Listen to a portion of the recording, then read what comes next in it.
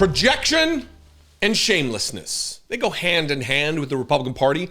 I want to share this clip with you that I watched yesterday of the press secretary for Donald Trump, Karoline Leavitt, shaming journalists for asking questions about the deportation of people who aren't gang members, who haven't gotten due process, who have not been afforded constitutional rights under under our system of government, under our system of laws, under the document that undergirds the existence of our country, the thing that Republicans constantly talk about, right?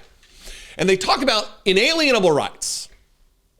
I believe both unalienable and inalienable are correct, I think. It doesn't matter. That the Constitution does not grant us our rights, it protects our rights that are natural, or they would say God-given rights. Your right to free speech, your right to a free association, your right to privacy, your right to defend yourself, the Second Amendment, right? These are all God-given natural rights. So they apply to immigrants who live here, whether illegally or legally. If you're a human, you carry these natural rights with you. And due process is part of that.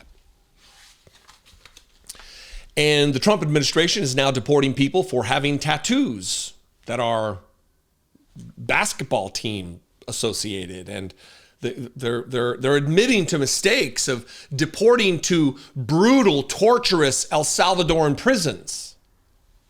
And she has the temerity, projection, and shamelessness. I think that's how I started.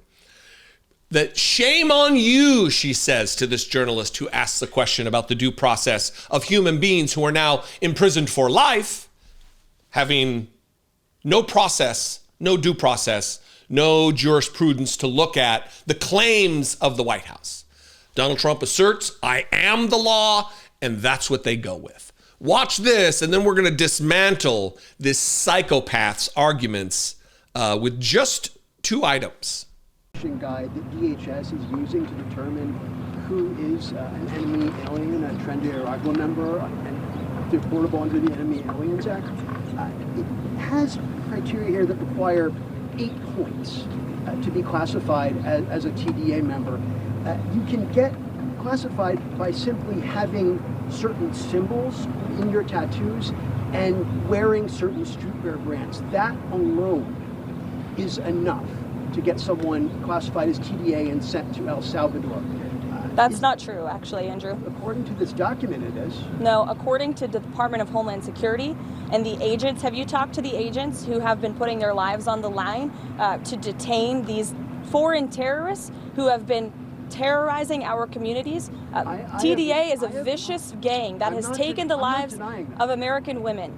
And our agents on the front lines take deporting these people with the utmost seriousness, and there is a litany of criteria that they use to ensure that these individuals qualify as foreign terrorists and to ensure that they qualify for deportation. And the president made it incredibly clear to the American public that there would be a mass deportation campaign of not just foreign terrorists, but also illegal criminal aliens who have been wreaking havoc on American communities. And shame on you and shame on the mainstream media for trying to cover for these individuals who have.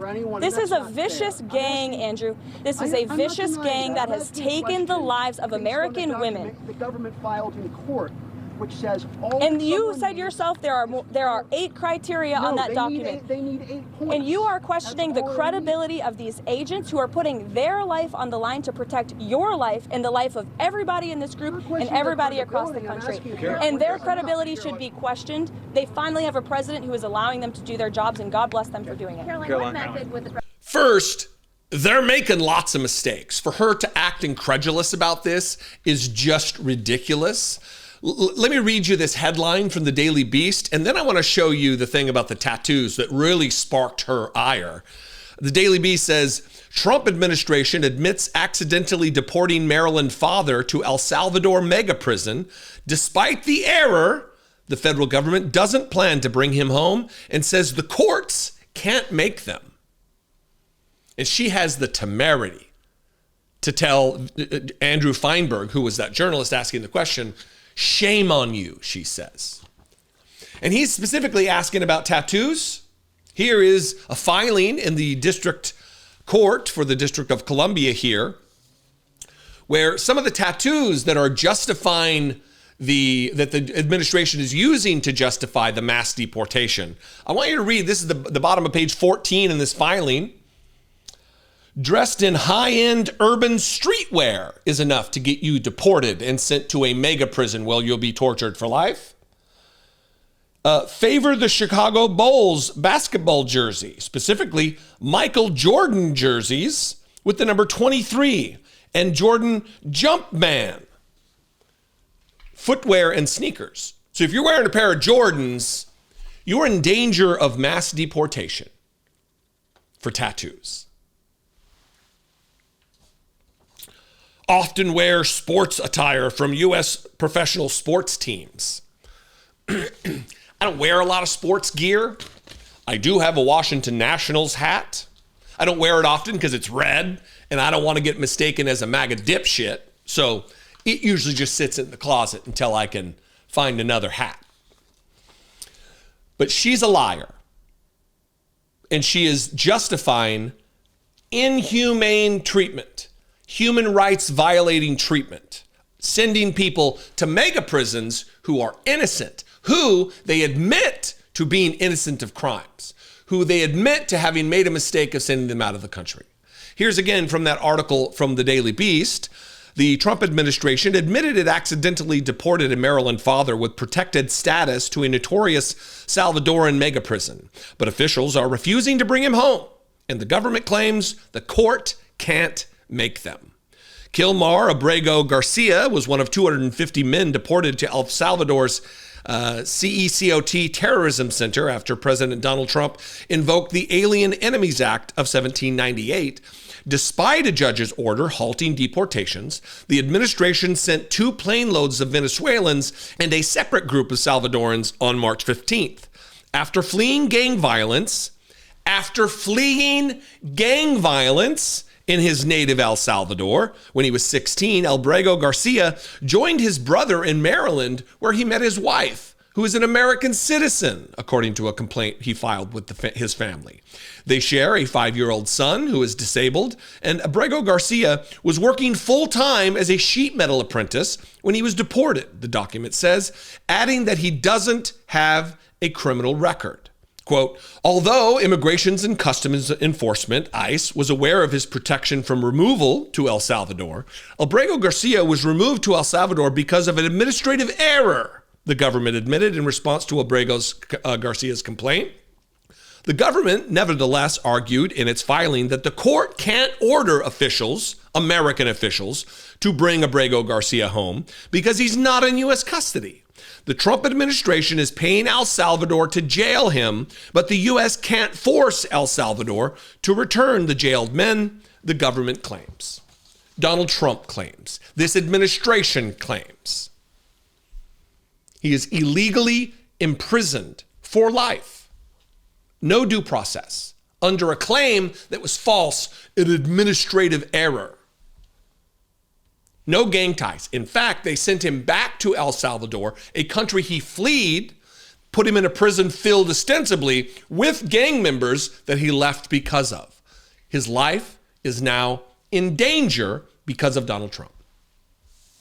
The people who are being deported because they have Michael Jordan jump tattoos or wear sports gear. These are the justifications being made by this fascist crowd to justify their mass deportation effort. Using a law that was used to intern Japanese Americans. American citizens were forced into concentration camps all across the country during World War II, using the same vile law from the 18th century, from the 1700s. And she has the gall to say, shame on you. Shame on you, Karoline Leavitt. Shame on your boss, Donald Trump, this racist white supremacy under color of law.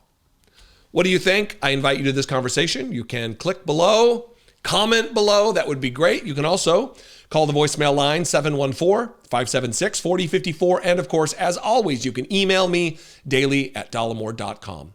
If you appreciate this content, the style with which I deliver it, I would appreciate you helping to produce what we do here. You can click the join button below, become a channel member for $2 a month, or you can go to patreon.com/IDoubtIt podcast. Follow me on social media. I'm at Dollemore just about everywhere. And I will see you next time. Be genuine. Take care of one another.